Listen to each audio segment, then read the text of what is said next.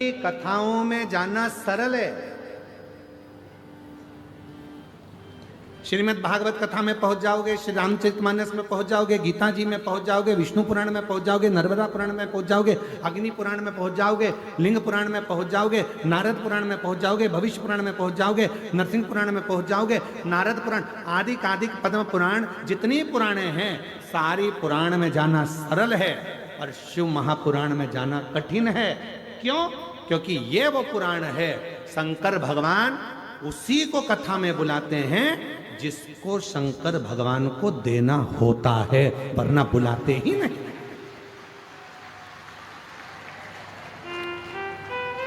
जैसे तुम्हारे मोहल्ले में शादी का कार्ड हर किसी को नहीं दिया जाता, शादी का कार्ड उसी को दिया जाता है जिससे तुम्हारी रिश्तेदारी अच्छी हो, संबंध अच्छे हो, प्रेम अच्छा हो। पड़ोसन भले पास में रह रही है और अगर पड़ोस में प्रेम नहीं है तो कोई तुम्हें शादी में नहीं बुलाएगा। भले तुम्हारी सगी बहन है पर प्रेम नहीं है, नहीं बुलाएंगे। कई कई भाइयों में प्रेम नहीं रहता, एक दूसरे को नहीं बुलाते। प्रेम होगा तो बुलाएंगे और उसी को बुलाया जाता है। जितनी बहन बेटियों को शादी में बुलाया जाता है उतनी बहन बेटियों को साड़ी देकर विदा। बेटी कहती है आपको बेटा, कहती है आपको माता पिता कहती है। ये व्यासपीठ शायद दुनिया में एक व्यासपीठ ऐसी है शिव महापुराण कुबेरेश्वर धाम की जो आपसे संबंध जोड़ती है, और वो संबंध होता है बेटी और बाप का, वो संबंध होता है एक बहन और भाई का। ये संबंध की पीठ है।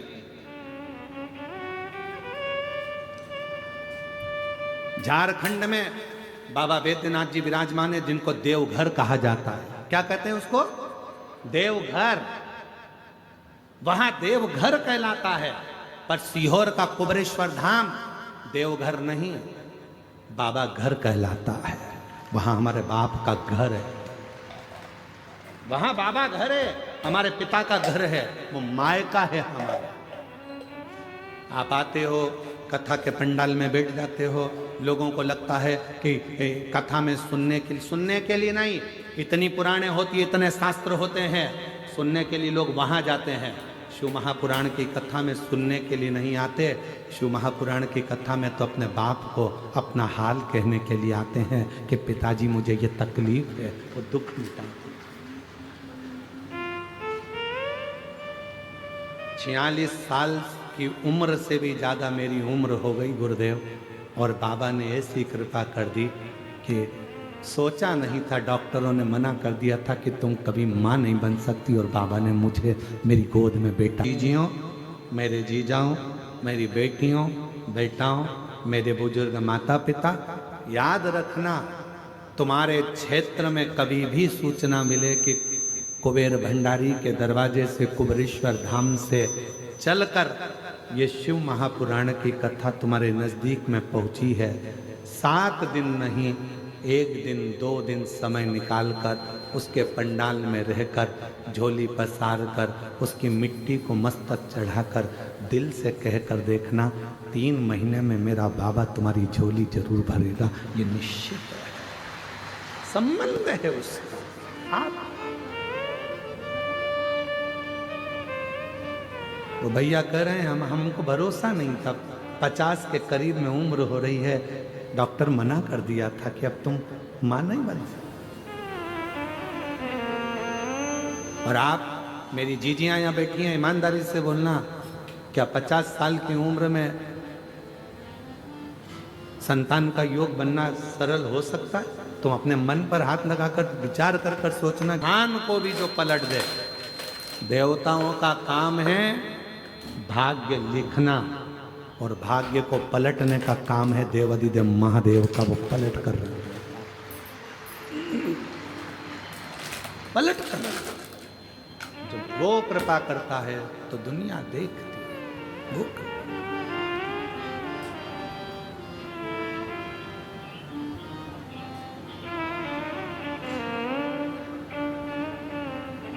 महाराज शिव कह रहे हैं, तारकासुर को मारने के लिए षडानंद कार्तिकेय जा रहे हैं। पार्वती जी ने शिव जी के पास कार्तिकेय जी को भेज दिया, जाओ भगवान देवाधिदेव महादेव की आज्ञा लो, तारकासुर को मारने के। यदि तारकासुर को मारना है तो पहले शिव किया। शंकर का कोई भक्त है, उस पर इल्जाम लगाना सरल है, गाली देना सरल है, उसको अपशब्द कहना सरल है, उसकी निंदा करना सरल है, उसकी बुराई करना सरल है। पर याद रखना, शिव भक्त की तुम निंदा कर सकते हो, बुराई कर सकते हो, उसके लिए गलत गलत बोल सकते हो, पर वो शिव भक्त पलट कर जवाब नहीं देगा। उसका जवाब एक दिन ऐसा समय का चक्र घूमेगा कि वो महाकाल पछिट पछिट कर जवाब निकालवाएगा कि तूने क्या बोला और कैसे। ये शरीर की हाथ की उंगलियां भी काम नहीं करेंगी, नेत्र काम नहीं करेगा, जिह्वा काम नहीं करेगी, श्रवण शक्ति काम नहीं करेगी, पाँव काम नहीं करेगी। बहुत किसी से मत डरो, ना गुरु से डरो, ना परमात्मा से डरो, ना शास्त्र से डरो, ना वेद से डरो, किसी से मत डरो, पर अपने कर्म से डरना। कर्म का भोग तो परमात्मा को भी भोगना पड़ता है, भोगना पड़ता है। कर्म से डरना, मत ऐसा कर्म कर जाना कि जिंदगी में तुम भी रो और तुम्हारी औलादें भी जीवन पर्यंत रोती रहे। रो, कुछ अच्छा कर, मत बुरे कर्म कर बंदे, वरना पछताए भगवान की आँखों से तू बच नहीं पाएगा, तू बच नहीं पाएगा। अरे ओ अज्ञानी मत करना नानी, अरे ओ अज्ञानी मत करना नानी। तीन दुनिया में तीन उपहार सर्वश्रेष्ठ है। तीन उपहार दुनिया में सर्वश्रेष्ठ है। पहला जो भगवान ने आपको दिया, आपके चेहरे की प्रसन्नता। किसी को कुछ नहीं दे सकते और तुम्हारे पास देने के लिए कुछ भी नहीं है, तो अपने चेहरे की थोड़ी सी स्माइल, थोड़ी सी प्रसन्नता दे दीजिए। चेहरा खुश दिखेगा तो सामने वाले को अपने आप उपहार मिल गया, समझ लेना, सब कुछ मिल गया। तीन उपहार हैं जो दुनिया वाले को परमात्मा ने दिए हैं। पहले नंबर का आपके चेहरे की प्रसन्नता, वो केवल मनुष्य को दिए। मुस्कुरा लो, हंस लो। हमने पहले भी कथा में कहा था, हंस लो इन दांतों से खिल खिला के, नहीं तो एक दिन गिर जाएंगे हिल हिला के।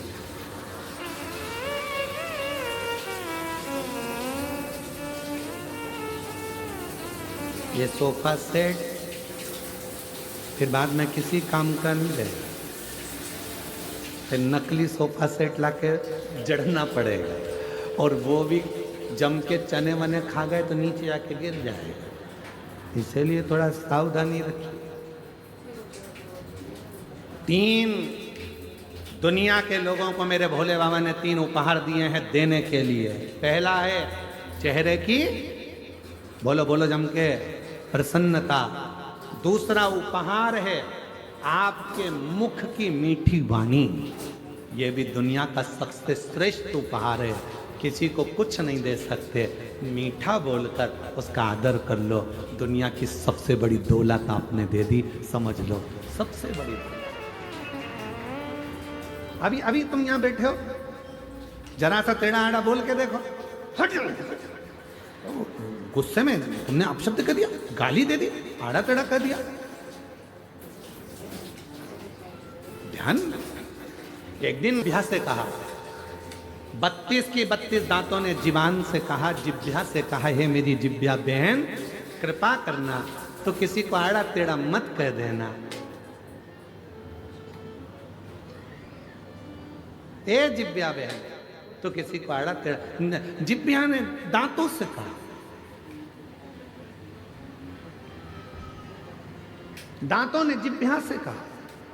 दांत जिह्वा से कहते हैं, जिह्वा दांत से कहती है, जिह्वा कहती है दांतों से, ए मेरे 32 भाइयों, मैं बहुत कोमल कोमल तुम्हारी बहन हूँ, सीधी सादी तुम्हारी बहन हूँ, मुझे काट मत देना। मैं तुम्हारी 32 भाई की एक ही बहन हूँ जीवान, तुम मुझे काट मत देना। तो 32 भाइयों ने कहा, बहन तू चिंता मत कर, हम तुझे कभी नहीं काटेंगे, पर तू हम पे कृपा करना, किसी से आड़ी टेढ़ी मत बोल देना, नहीं तो एक ही में पूरा भाई की भाई निपट जाए।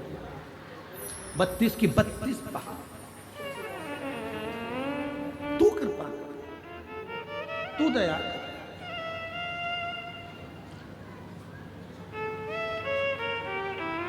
पहला उपहार दिया है मेरे भोलेनाथ ने आपको, मनुष्य को, दुनिया को देने के लिए पहला उपहार दिया। क्या? चेहरे की प्रसन्नता। हंस लो इन दांतों से खिल खिला के, नहीं तो बाद में निकलेंगे हिल हिला के। बहुत बुरी हालत। और दूसरे नंबर पर उपहार दिया है मेरे भोले मामा ने आपको मीठी वाणी। जितना प्रेम से बोल सकते हो, किसी को धन नहीं दे सकते, दौलत नहीं दे सकते, अच्छे से व्यवहार कुछ नहीं दे सकते, तो अपनी मीठी वाणी से बस उसको प्रेम से बोल लो, वो भी उपहार है। और महाराज तीसरे नंबर का उपहार भगवान भोलेनाथ ने जो दुनिया को दिया है वो है सम्मान करना, आदर करना, सत्कार करना।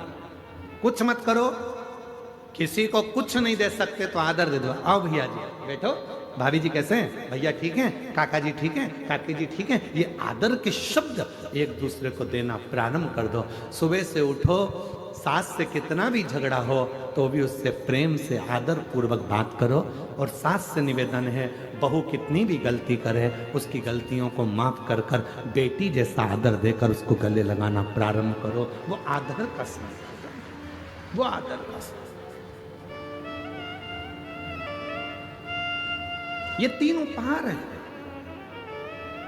जो मेरे भोले बाबा ने दुनिया के लोगों को दिए। पहले नंबर पर है मुस्कुराहट चेहरे की, दूसरे नंबर पर मीठी वाणी आपके मुख की, और तीसरे नंबर पर है आदर के शब्द, आदर के वचन, आदर के संबोधन। कोई भी आपके आए आप उसको आदर दीजिए, सम्मान दीजिए, कुछ मत दीजिए, आदर तो दो। साहब कहाँ से आए हो, बैठो ना साहब, राम राम साहब, कृष्ण जी साहब, श्री शिवाय नमस्तुभ्यम, हर हर महादेव भैया जी, क्या बात है, कैसे हो। आदर का संबोधन।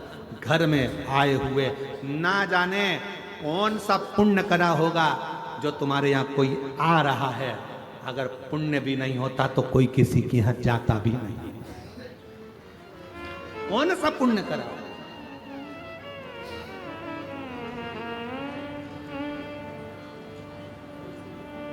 कल जब तिवारी जी के बेटे श्री अभिलाष जी कल जब आए थे शाम को, तो कोई मिलने आए थे, तो उनके साथ में वो बोल रहे थे, अभिलाष जी के साथ जो आए थे वो बोल रहे थे कि गुरुजी हमने हमारी जिंदगी में बस्तर क्षेत्र में इतनी भीड़ और इतने श्रोता, वो भी वनवासी और आदिवासी, कभी नहीं देखे जो एक जगह पर इकट्ठे होकर इस कथा का रिश्ता तोड़ रहे। हमने अपने जीवन क्या दिया आपने। हमने अभिलाष तिवारी जी से कहा कि देखो ये तो आप लोगों का प्रेम है, आप किसी को आदर दे रहे हैं, आदर मिल रहा है, सम्मान दे रहे हैं, सम्मान मिल रहा है, सत्कार दे रहे हैं, सत्कार मिल रहा है, ये प्रेम है जो लुटाया जाए। ये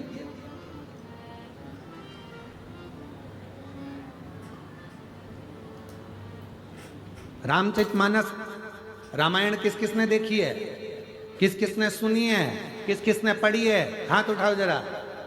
सबने पढ़ी, सबने देखी, सबने सुनी, रख लो हाथ। रामायण में, रामचरितमानस में पढ़ा होगा, सुना होगा, देखा होगा। जितने भी उस रामचरितमानस में मिले, जितने भी पात्र थे, सबको रोते हुए देखा होगा। दशरथ जी भी रोए थे अपने पुत्र के वियोग में, कौशल्या मैया, कैकेयी मैया, सुमित्रा जी भी रोई थी दशरथ के वियोग में, भरत जी रोए राम जी के वियोग में, राम जी रोए अपनी मैया और पिता के वियोग में, माँ जानकी जी भी रोई, जनक जी रोए अपनी बेटी की दशा देखकर, केवट निषाद राज रोए, यहाँ तक गिद्धराज जटायु भी रोए। यहां तक लंका का राजा रावण अपनी औलाद के लिए रोया, मंदोदरी भी रोई।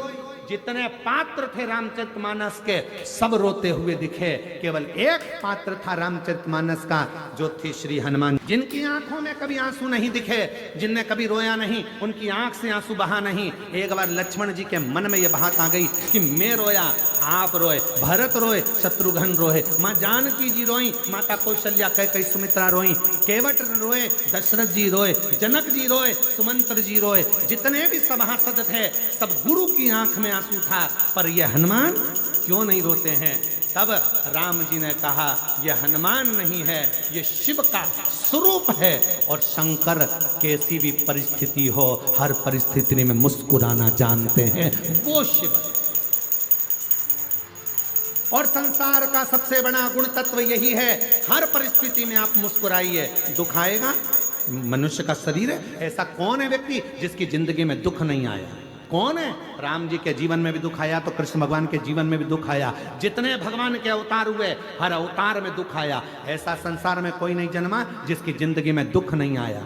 दुख आएगा, पर उस दुख में भी मुस्कुराना सीख लिया तो समझ लो कि शिव की कृपा होना प्रारंभ हो गई। हम मुस्कुराएं, तकलीफ आए मुस्कुर, कोई दिक्कत, बीमारी आई है ना, आ गई ना, बड़ा रोग आ गया ना, तकलीफ आ गई ना, धीरे से जाएगी। पर अपन क्यों रोए उस बीमारी के चक्कर में? इतना बड़ा बीमारी हो गई, मेरा लीवर खराब हो गया, किडनी बेकार हो गई, थायराइड हो गया, घुटने बेकार हो गए, कहीं ये हो गया, और रोने रोने में जिंदगी निकाल दे।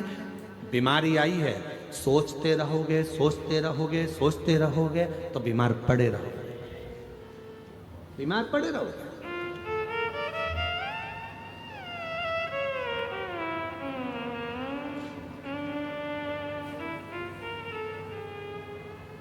एक बात हम आपको कभी नहीं बोले, आज हम बोलना चाहेंगे।